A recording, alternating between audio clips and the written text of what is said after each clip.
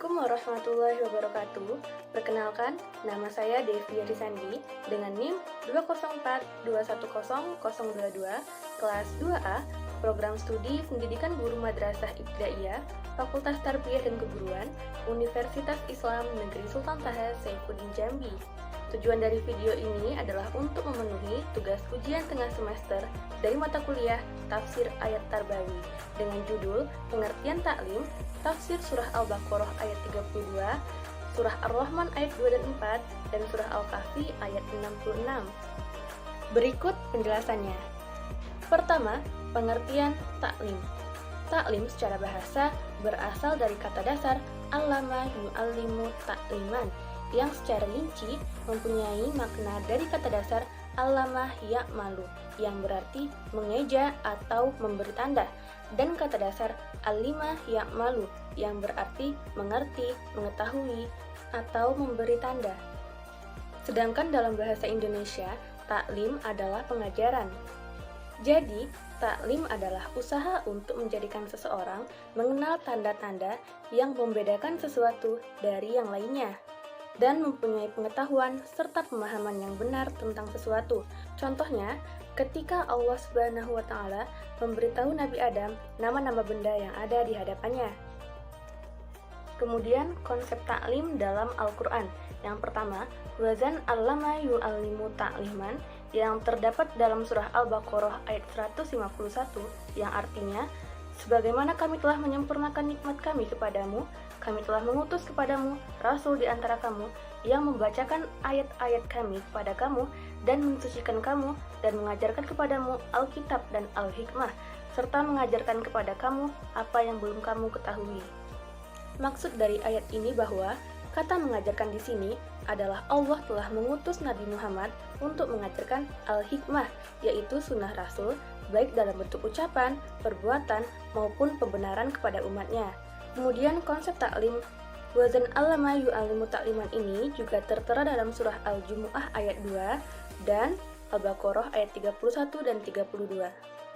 Kemudian konsep taklim yang kedua yaitu wazan allama ya'lamu atau alima ya'lamu, yang terdapat dalam Quran surah Yunus ayat 5, yang artinya dialah yang menjadikan matahari bersinar dan bulan bercahaya, dan ditetapkannya mandilah-mandilah atau tempat-tempat bagi perjalanan bulan itu, supaya kamu mengetahui bilangan tahun dan perhitungan waktu. Allah tidak menciptakan yang demikian itu, melainkan dengan hak.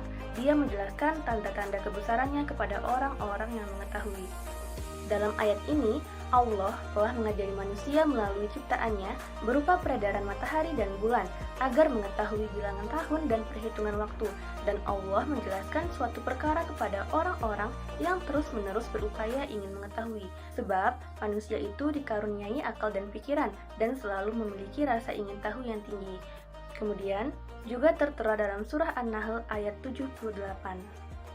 Kemudian tafsir surah Al-Baqarah ayat 31 yang berbunyi, A'udzu billahi minasyaitonir rajim.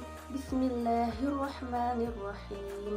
Wa 'allama Adama al-asma'a kullaha thumma 'aradahum 'alal malaikati faqala anbi'uni bi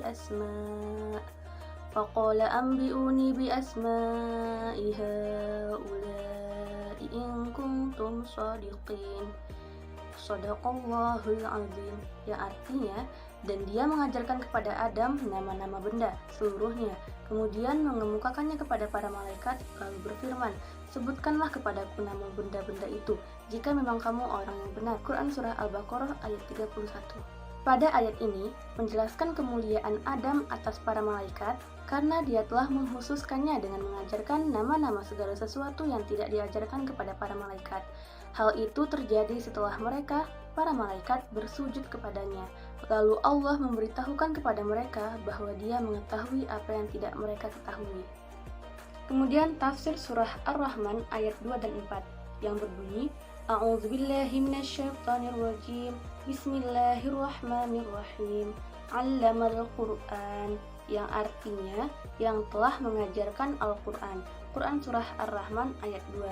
Dan 'Allamahul bayan, yang artinya mengajarnya pandai berbicara. Quran surah Ar-Rahman ayat 4.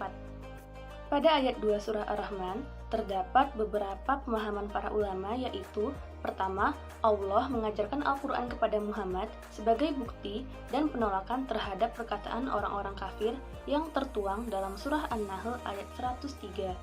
Kedua, mengajarkan Al-Quran kepada Jibril dan para malaikat lainnya, kemudian menurunkannya kepada Muhammad yang didukung pada surah Al-Syu'ara ayat 193-194. Dan mengajarkannya kepada umat manusia agar mereka bisa merasakan begitu luasnya nikmat Tuhan. Pada ayat 4, Imam Al-Qurtubi dalam kitab tafsirnya menyampaikan pemahaman yang luas dari para ulama terkait ayat tersebut sebagai berikut. Pertama, Ibnu Abbas dan Ibnu Kisan menyatakan bahwa manusia yang diciptakan ialah Muhammad, dan dia diajari al-bayan yang berarti pemahaman dan penjelasan, serta hal-hal yang sudah, sedang, dan yang akan terjadi. Kedua, Qatadah berpendapat bahwa insan yang dimaksud adalah Nabi Adam, dan al-bayan berarti nama segala sesuatu yang ada dan yang akan wujud sehingga akan mampu berdialog dengan berbagai bahasa. Dalam Hasyiyah Al-Sawi yang artinya, maka Adam mampu berbicara dengan 700 bahasa, paling utama adalah bahasa Arab.